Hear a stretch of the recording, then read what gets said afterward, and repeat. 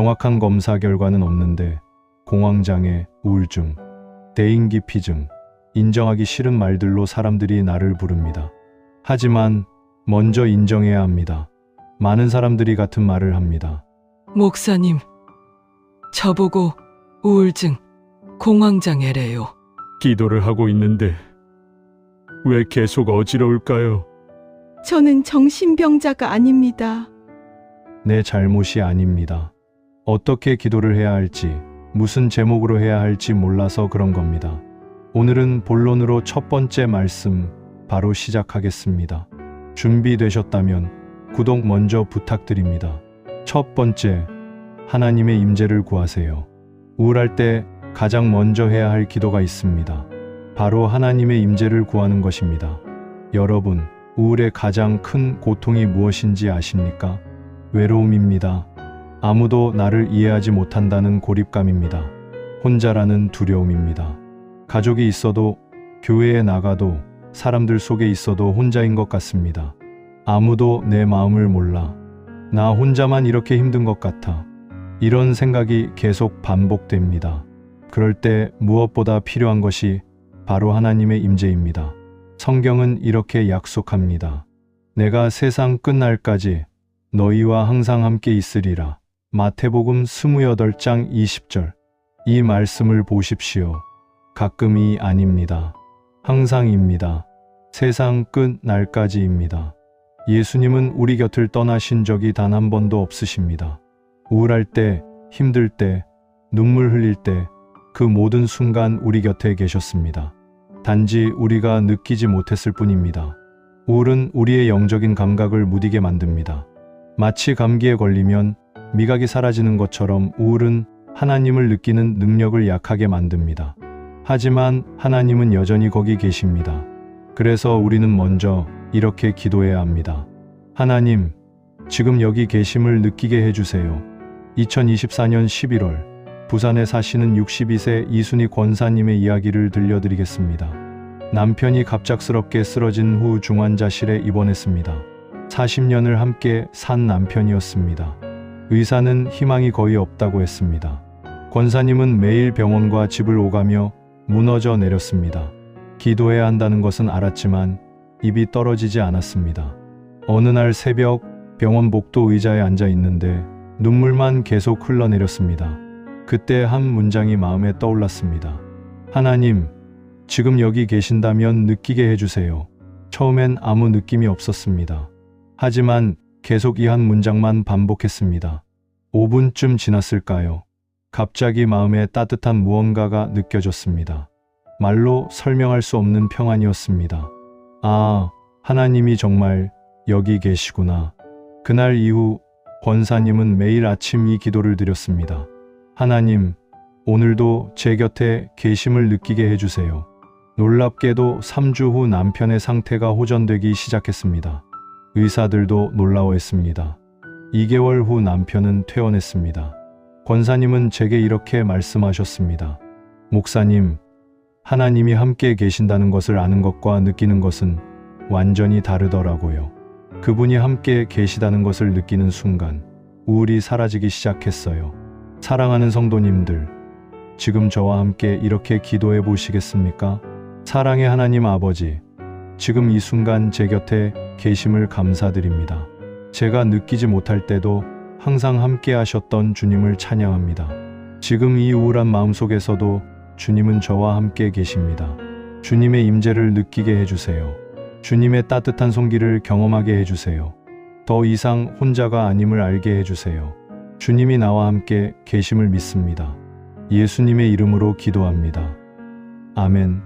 이 기도를 매일 아침, 매일 저녁 드려보세요. 느낌이 없어도 괜찮습니다. 계속 구하십시오. 하나님은 반드시 응답하십니다. 두 번째, 마음의 평안을 구하세요. 우울할 때 두 번째로 필요한 기도가 있습니다. 바로 평안을 구하는 것입니다. 여러분, 우울할 때 마음이 어떻습니까? 온갖 부정적인 생각들이 머릿속을 휘젓고 다닙니다.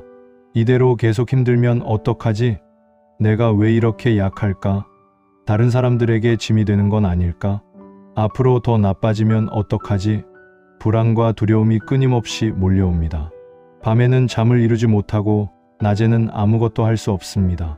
마음에 평안이 없기 때문입니다. 예수님은 이렇게 약속하셨습니다. 평안을 너희에게 끼치노니 곧 나의 평안을 너희에게 주노라. 내가 너희에게 주는 것은 세상이 주는 것과 같지 아니하니라.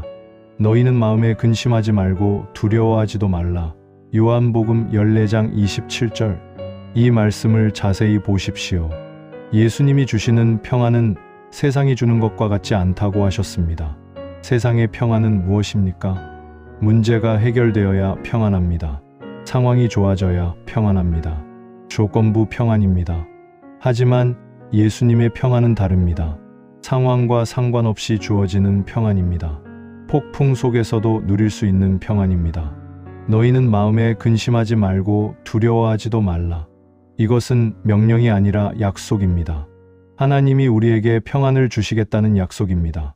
우리가 만들어내는 평안이 아니라 하나님이 선물로 주시는 평안입니다.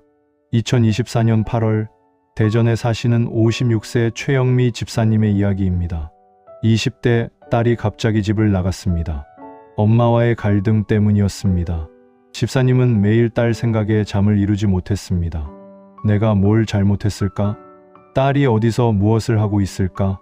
다시는 돌아오지 않으면 어떡하지? 불안과 자책이 끊임없이 몰려왔습니다. 체중은 5kg이나 빠졌습니다. 교회에서도 웃지 못했습니다. 어느 날 목요 기도회에서 요한복음 14장 27절 말씀이 선포되었습니다. 평안을 너희에게 끼치노니. 그 순간 집사님의 마음에 이런 생각이 들었습니다. 내가 평안을 만들려고 애쓰고 있구나. 하지만 평안은 선물이구나. 그날부터 집사님은 매일 아침 이렇게 기도했습니다.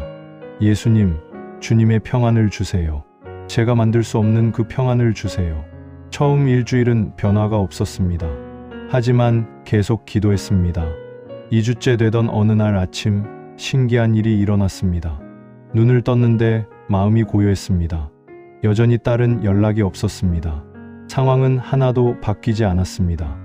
하지만 마음에 평안이 있었습니다. 하나님이 딸을 지키고 계시구나. 하나님이 때가 되면 돌아오게 하시겠구나. 이런 확신이 생겼습니다. 그렇게 3개월이 지났습니다. 2024년 11월 어느 날 딸에게서 전화가 왔습니다. 엄마, 집에 가도 돼? 딸은 돌아왔습니다. 지금은 함께 예배드리고 있습니다. 집사님은 이렇게 간증했습니다. 평안을 달라고 기도하기 전에는 제가 상황을 바꾸려고 애썼어요. 하지만 평안을 구하니까 하나님이 제 마음을 먼저 바꾸셨어요. 그러자 상황도 바뀌기 시작했어요. 사랑하는 여러분, 함께 기도하시겠습니까? 전능하신 하나님 아버지, 오늘 주님의 평안을 구합니다. 제가 만들 수 없는 그 평안을 선물로 주세요. 폭풍 같은 상황 속에서도 누릴 수 있는 평안을 주세요. 세상이 줄 수 없는 주님만의 평안으로 제 마음을 채워주세요. 근심과 두려움 대신 주님의 평안이 내 마음을 지키게 하소서. 주님의 평안이 지금 이 순간 임하심을 믿습니다. 예수님의 이름으로 기도합니다. 아멘. 매일 이 기도를 드리십시오. 하나님의 평안은 반드시 옵니다. 세 번째, 작은 감사 제목을 찾게 해달라고 기도하세요. 우울할 때 세 번째로 중요한 기도가 있습니다. 감사할 제목을 찾게 해달라고 구하는 것입니다. 목사님, 지금 우울한데 어떻게 감사를 해요? 이렇게 말씀하실 수 있습니다. 맞습니다. 우울할 때는 감사할 것이 보이지 않습니다. 모든 것이 부정적으로만 보입니다. 하지만 그렇기 때문에 더욱 이 기도가 필요합니다. 감사를 하라가 아니라 감사할 것을 찾게 해달라고 구하는 것입니다. 우리는 찾을 수 없습니다. 하지만 하나님은 보여주실 수 있습니다. 데살로니가전서 5장 18절은 이렇게 말합니다. 범사에 감사하라. 이것이 그리스도 예수 안에서 너희를 향하신 하나님의 뜻이니라. 범사에 감사하라고 하셨습니다. 모든 일에 감사하라는 것입니다. 좋은 일뿐 아니라 나쁜 일에도, 기쁜 일뿐 아니라 슬픈 일에도, 성공뿐 아니라 실패에도 감사할 것이 있다는 의미입니다. 하지만 우울할 때는 그것이 보이지 않습니다. 눈이 어두워졌기 때문입니다. 그래서 우리는 기도해야 합니다. 하나님, 감사할 것을 보게 해주세요. 이것은 억지로 감사를 만들어내는 것이 아닙니다. 실제로 존재하지만 보이지 않던 감사를 발견하는 것입니다. 2024년 6월, 광주에 사시는 68세 한명숙 권사님의 이야기입니다. 당뇨 합병증으로 시력이 급격히 나빠졌습니다. 오른쪽 눈은 거의 보이지 않았고 왼쪽 눈도 흐릿했습니다. 평생 성경 읽기를 좋아하셨는데 이제 성경을 읽을 수 없었습니다. 권사님은 깊은 우울에 빠졌습니다. 이제 성경도 못 읽는데 무슨 신앙생활을 하나? 나는 하나님께 쓸모없는 사람이 됐어. 매일 이런 생각만 했습니다. 어느 날 새벽, 권사님은 기도하다가 이렇게 울부짖었습니다. 하나님, 감사할 게 하나도 없어요. 하나라도 보여주세요. 그날 아침 손자가 전화했습니다. 할머니, 사랑해요. 오늘 할머니 생각이 나서요. 평소에는 그냥 넘길 전화였습니다. 하지만 그날은 달랐습니다. 아, 손자가 나를 생각해 주는구나. 그것이 첫 번째 감사였습니다. 점심을 먹는데 밥이 맛있었습니다. 내가 아직 밥을 먹을 수 있구나. 두 번째 감사였습니다. 오후에 친구가 찾아왔습니다. 나를 찾아오는 친구가 있구나. 세 번째 감사였습니다. 그날 저녁, 권사님은 공책을 꺼내 큰 글씨로 적었습니다.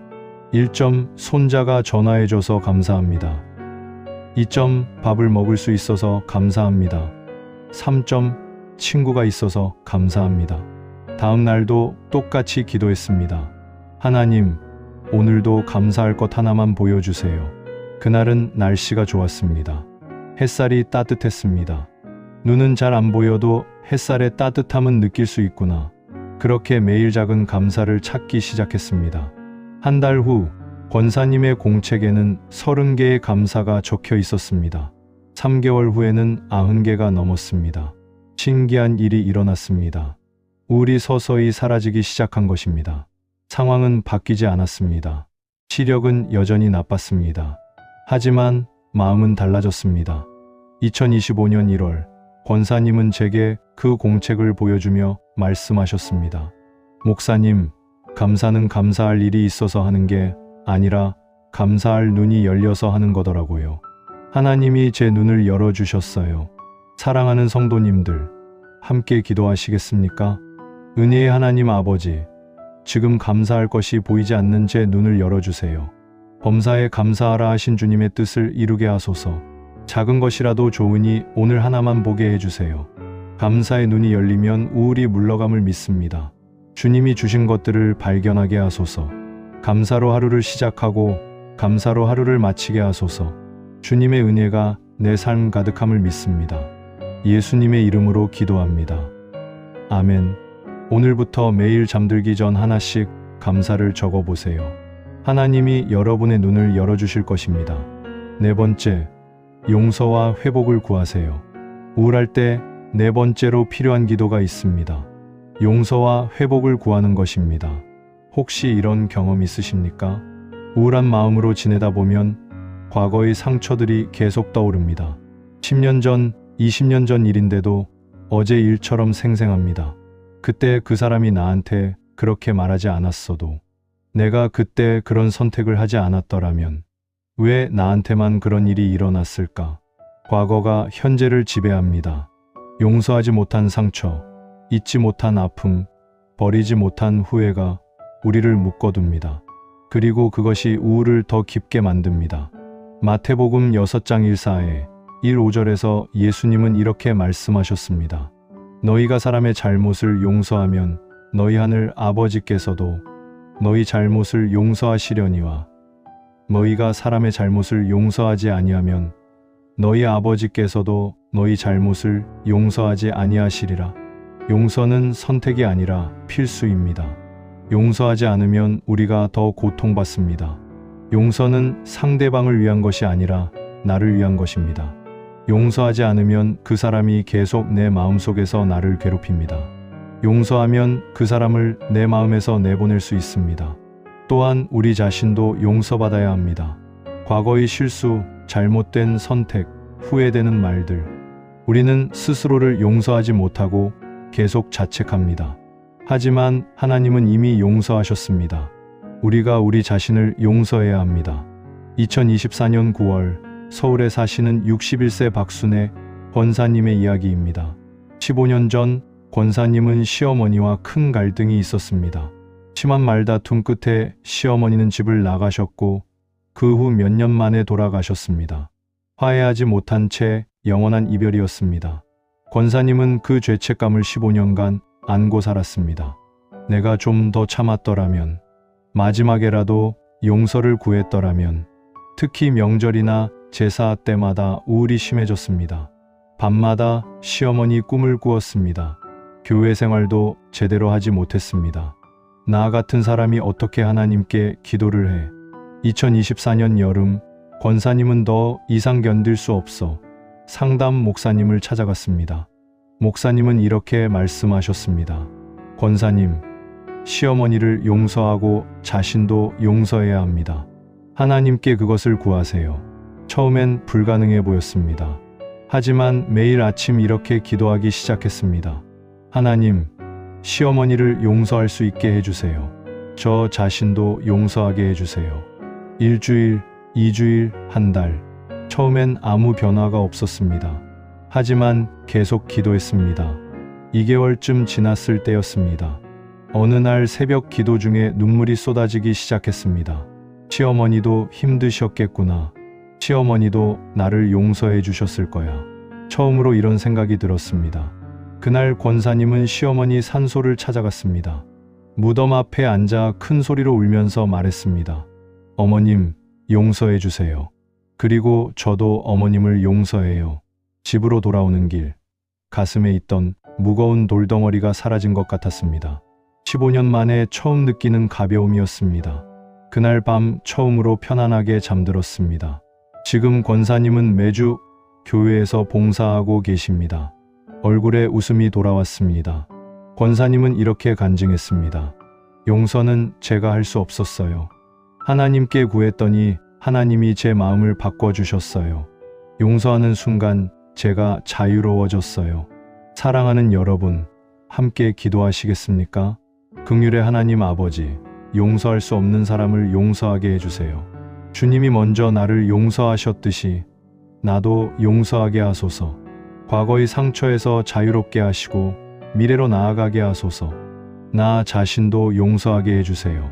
주님이 용서하신 나를 내가 정죄하지 않게 하소서. 용서의 능력을 주시고 회복의 은혜를 부어주소서. 용서할 때 자유가 온다는 것을 믿습니다. 예수님의 이름으로 기도합니다. 아멘.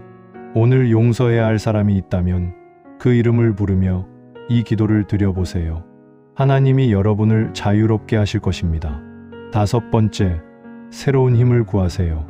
우울할 때 5번째로 필요한 기도가 있습니다. 새로운 힘을 구하는 것입니다. 우울의 가장 큰 특징이 무엇인지 아십니까? 무기력입니다. 아무것도 하고 싶지 않습니다. 일어나고 싶지 않고, 씻고 싶지 않고, 밥 먹고 싶지 않고, 사람 만나고 싶지 않습니다.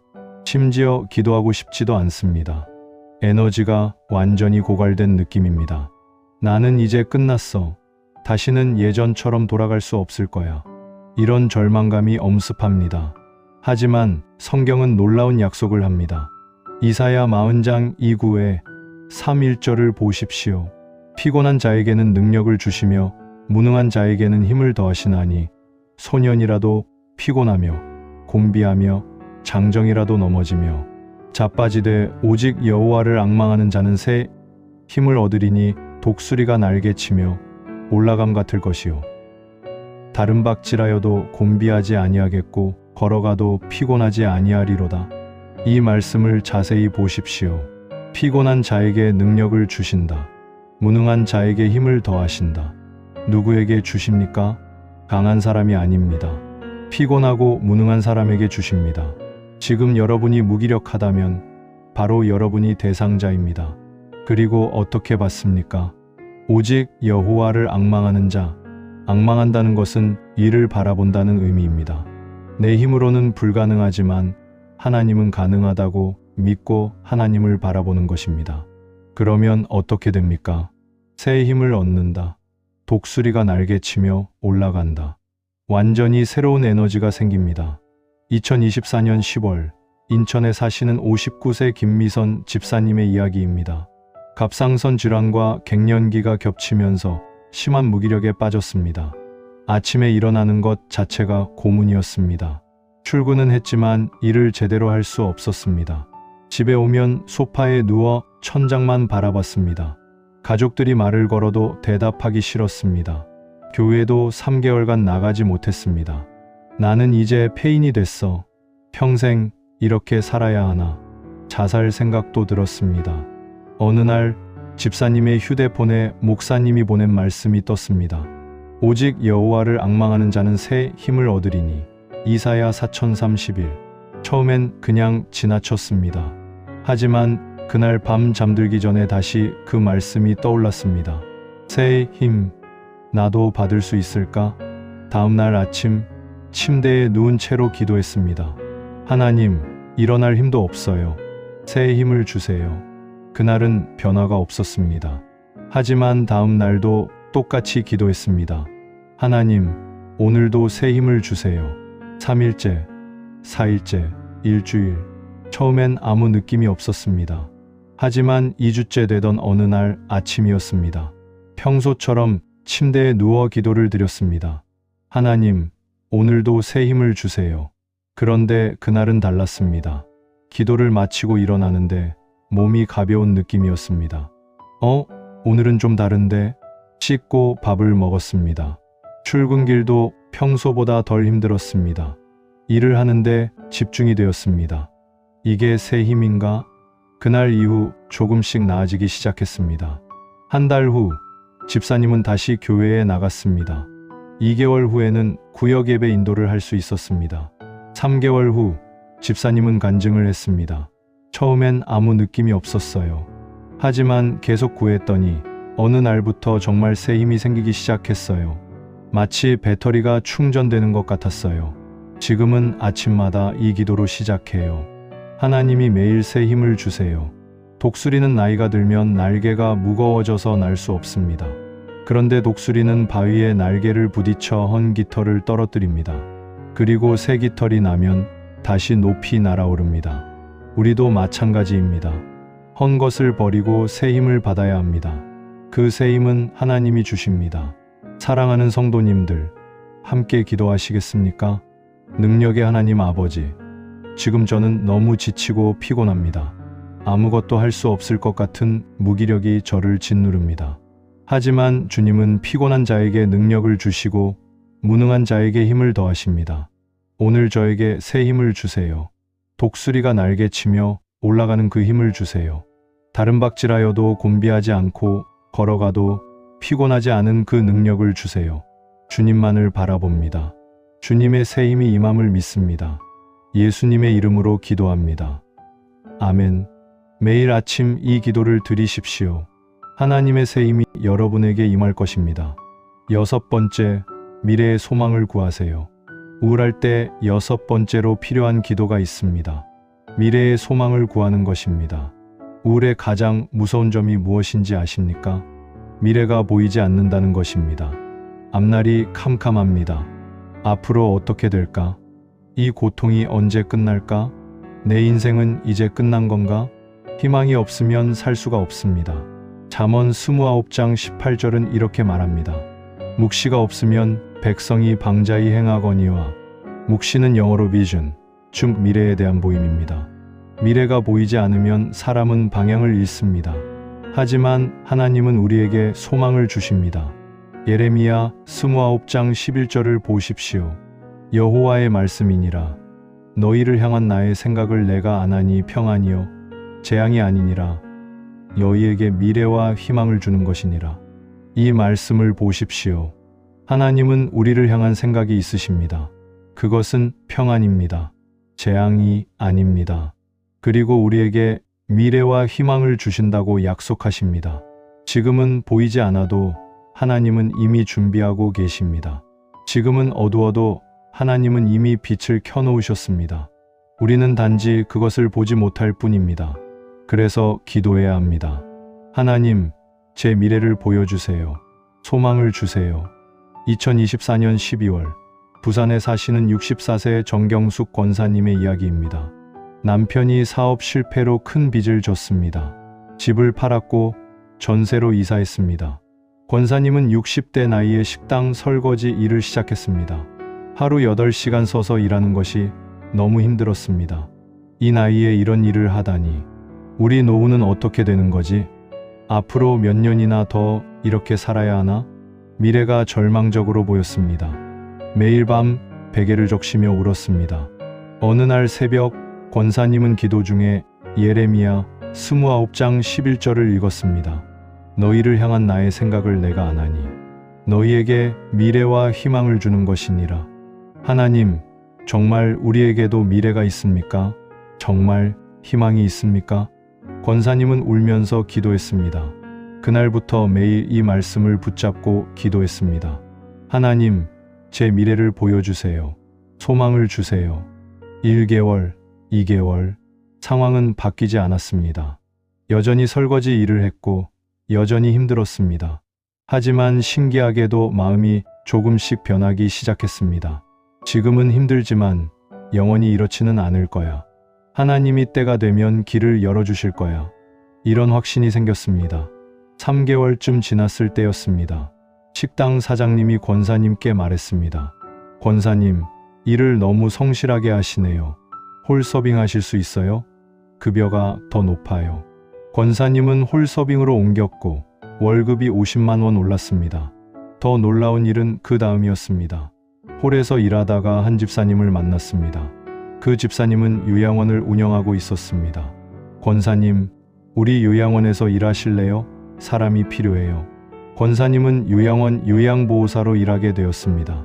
급여는 더 올랐고 일도 훨씬 보람 있었습니다. 6개월 후 아들이 좋은 직장에 취직했습니다. 빚도 조금씩 갚아나가기 시작했습니다. 2025년 1월 권사님은 간증을 했습니다. 6개월 전만 해도 앞이 안 보였어요. 하지만 소망을 달라고 기도했더니 하나님이 한 걸음씩 길을 보여주셨어요. 지금도 완벽하진 않아요. 하지만 이제는 미래가 보여요. 하나님이 우리를 책임지고 계세요. 로마서 15장 13절은 이렇게 말합니다. 소망의 하나님이 모든 기쁨과 평강을 믿음 안에서 너희에게 충만하게 하사 성령의 능력으로 소망이 넘치게 하시기를 원하노라. 하나님은 소망의 하나님이십니다. 소망을 주시는 전문가이십니다. 사랑하는 여러분, 함께 기도하시겠습니까? 소망의 하나님 아버지, 지금 제 앞길이 보이지 않습니다. 미래가 두렵고 불안합니다.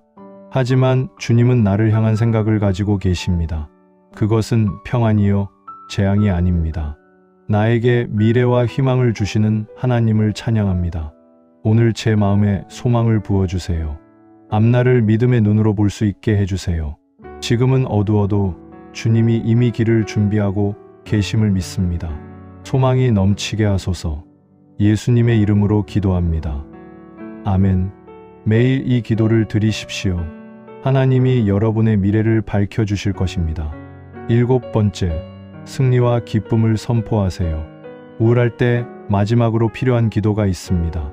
승리와 기쁨을 선포하는 것입니다. 목사님, 아직 우울한데 어떻게 승리를 선포해요? 이렇게 물으실 수 있습니다. 맞습니다. 아직 완전히 회복되지 않았을 수 있습니다. 하지만 바로 그렇기 때문에 선포가 필요합니다. 믿음은 보이는 것을 믿는 게 아니라 보이지 않는 것을 믿는 것입니다. 히브리서 11장 1절은 이렇게 정의합니다. 믿음은 바라는 것들의 실상이요 보이지 않는 것들의 증거니 실상이 되기 전에 믿는 것이 믿음입니다. 증거가 보이기 전에 확신하는 것이 믿음입니다. 그래서 우리는 선포해야 합니다. 나는 우울을 이겼습니다. 나는 하나님의 기쁨으로 충만합니다. 나는 승리자입니다. 느낌이 없어도 선포하십시오. 상황이 바뀌지 않아도 선포하십시오. 그러면 놀라운 일이 일어납니다. 선포가 현실이 됩니다. 시편 126편 5회 6절은 이렇게 약속합니다. 눈물을 흘리며 씨를 뿌리는 자는 기쁨으로 거두리로다. 울며 씨를 뿌리러 나가는 자는 반드시 기쁨으로 그 곡식단을 가지고 돌아오리로다. 지금은 눈물을 흘리고 있습니까? 괜찮습니다. 울며 씨를 뿌리는 자는 반드시 기쁨으로 거둡니다. 아마도가 아닙니다. 반드시입니다. 이것은 하나님의 약속입니다. 2025년 1월 대구에 사시는 57세 윤예숙 집사님의 이야기입니다. 딸이 이혼하고 손자 둘을 데리고 집으로 돌아왔습니다. 집사님은 직장을 다니면서 손자들을 돌봐야 했습니다. 육체적으로도 힘들었지만 정신적으로 더 힘들었습니다. 우리 딸 인생은 이제 어떻게 되는 거지? 손자들은 아빠 없이 어떻게 자라나? 내가 언제까지 이렇게 버틸 수 있을까? 깊은 우울에 빠졌습니다. 교회 권사님이 집사님을 상담했습니다. 집사님, 매일 아침 승리를 선포하세요. 느낌이 없어도 선포하세요. 집사님은 반신반의했습니다. 이게 무슨 도움이 될까? 하지만 다른 방법이 없었습니다. 다음 날 아침 출근 준비를 하면서 거울을 보고 말했습니다. 나는 오늘 승리합니다. 나는 하나님의 기쁨으로 충만합니다. 느낌은 하나도 없었습니다. 오히려 이상한 것 같았습니다. 하지만 다음 날도 똑같이 했습니다. 나는 오늘 승리합니다. 하나님이 나와 함께 계십니다. 일주일이 지났습니다. 여전히 상황은 똑같았고 느낌도 없었습니다. 하지만 계속했습니다. 2주째 신기한 일이 일어나기 시작했습니다. 선포를 하면 마음이 조금씩 가벼워지는 느낌이었습니다. 정말 승리할 수도 있겠는데? 이런 생각이 들었습니다. 한 달이 지났습니다. 어느 날 아침 선포를 하는데 눈물이 났습니다. 기쁨의 눈물이었습니다. 정말 하나님이 함께 계시구나. 정말 이길 수 있구나. 2개월째 직장에서 승진 제안이 왔습니다. 급여가 올랐습니다. 3개월째 딸이 좋은 일자리를 구했습니다. 손자들도 어린이집에 잘 적응했습니다. 4개월째 집사님은 구역장으로 임명되었습니다. 6개월 전만 해도 예배드리기도 힘들었는데 이제는 다른 사람들을 섬길 수 있었습니다. 2025년 2월 집사님은 간증했습니다. 처음엔 이상했어요. 느낌도 없고 변화도 없었거든요. 하지만 계속 선포하니까 제 입에서 나온 말이 제 귀로 들어가더라고요. 그게 제 마음을 바꾸고 제 마음이 제 삶을 바꿨어요. 선포는 정말 능력이 있어요. 잠언 18장 21절은 이렇게 말합니다. 죽고 사는 것이 혀의 힘에 달렸나니. 우리 입에서 나오는 말이 우리 삶을 결정합니다. 우울하다고 계속 말하면 더 우울해집니다. 하지만 승리를 선포하면 승리가 옵니다. 지금 당장 느낌이 없어도 괜찮습니다. 믿음으로 선포하십시오. 로마서 4장 17절은 이렇게 말합니다. 없는 것을 있는 것으로 부르시는 하나님. 하나님은 없는 것을 있는 것처럼 부르십니다. 우리도 그렇게 해야 합니다. 아직 승리하지 못했어도 나는 승리했다 선포하십시오. 아직 기쁨이 없어도 나는 기쁨으로 충만하다 선포하십시오. 그러면 하나님이 그것을 현실로 만드십니다. 사랑하는 성도님들, 함께 선포하시겠습니까? 승리의 하나님 아버지, 오늘 제가 선포합니다. 나는 우울을 이겼습니다. 나는 하나님의 기쁨으로 충만합니다. 나는 승리자입니다. 눈물을 흘리며 씨를 뿌렸지만 이제 기쁨으로 거둡니다. 울며 나갔지만 기쁨으로 돌아옵니다. 주님이 나와 함께 계심으로 나는 두렵지 않습니다. 주님이 나를 세우심으로 나는 쓰러지지 않습니다. 오늘도 내일도 나는 승리합니다. 예수님의 이름으로 선포합니다. 아멘. 매일 아침 거울을 보고 이것을 선포하십시오. 하나님이 여러분을 승리자로 만드실 것입니다. 지금까지 나눈 7가지 말씀을 하나의 기도로 드리겠습니다. 사랑하는 여러분, 함께 기도하시겠습니까?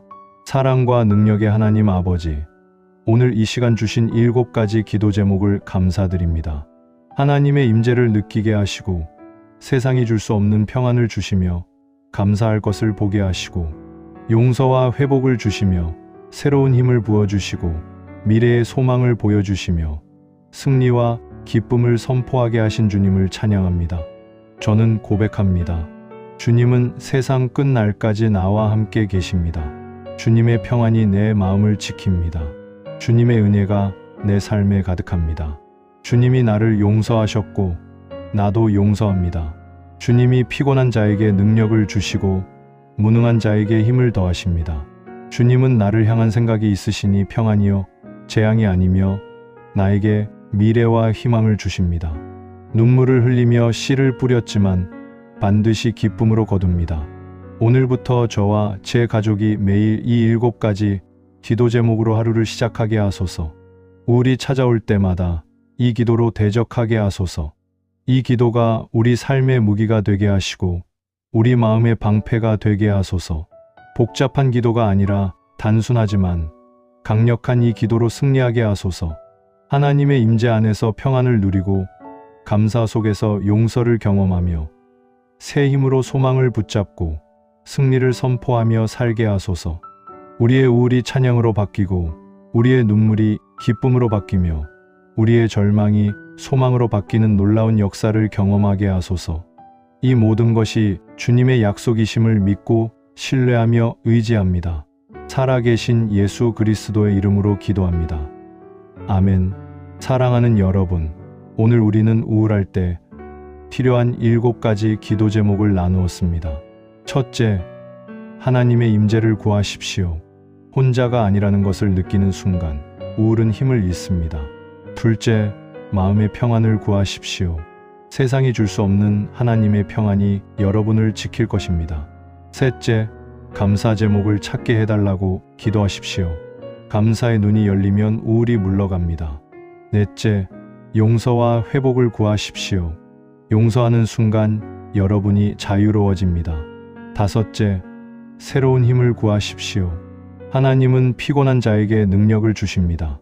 여섯째, 미래의 소망을 구하십시오. 하나님은 여러분을 향한 계획이 있으십니다. 일곱째, 승리와 기쁨을 선포하십시오. 선포가 현실이 됩니다. 이 7가지는 복잡하지 않습니다. 길지도 않습니다. 하지만 놀랍도록 강력합니다. 2024년과 2025년 수많은 성도들이 이 기도를 통해 우울에서 벗어났습니다. 여러분도 경험하게 될 것입니다. 오늘부터 매일 아침 이 7가지 중 하나씩이라도 기도해 보세요. 느낌이 없어도 괜찮습니다. 계속 구하십시오. 하나님은 반드시 응답하십니다. 이 영상이 도움이 되셨다면 좋아요 버튼을 눌러주세요. 그리고 댓글로 여러분의 기도 제목을 나눠주세요. 함께 기도하겠습니다. 구독과 알림 설정도 부탁드립니다. 더 많은 분들이 이 메시지를 듣고 회복되기를 소망합니다. 사랑하는 여러분, 여러분은 혼자가 아닙니다. 하나님이 함께 계십니다. 오늘도 내일도 하나님의 사랑이 여러분과 함께하기를 축복합니다. 주님의 임재와 평안과 기쁨이 여러분의 삶에 가득하기를 기도합니다. 다음 영상에서 뵙겠습니다. 아멘.